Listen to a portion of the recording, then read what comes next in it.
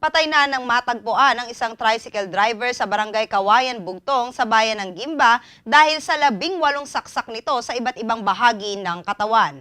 Ang biktima ay kinilalang si Eric Octaviano E. Padero, 38 anyos, binata at residente ng Rufina Home Subdivision, Barangay Cavite, bayan ng Gimba. Sa spot report ng Gimba Police Station, dakong alas 11:57 ng gabi nang matagpuan ang wala ng buhay na katawan ng biktima na naliligo sa sariling dugo sa kalsada ng Kawayan, Bugtong. Huling nakita ang biktima ng mga kasamahan nitong tricycle driver sa paradahan dakong alas 11 ng gabi na may sakay na isang lalaki.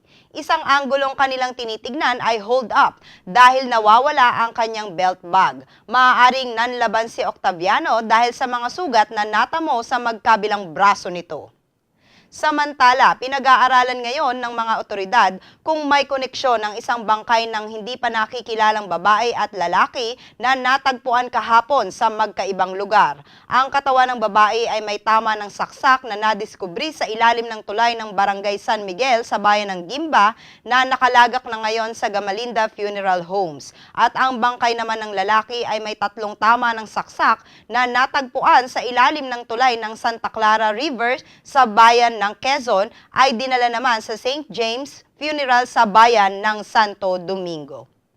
Paalala po sa ating mga kaibigan, lagi po tayong maging alerto at mag-ingat dahil ang krimen ay nangyayari kahit saan, kahit kailan. Ako po ang inyong bantay krimen, Clarissa de Guzman.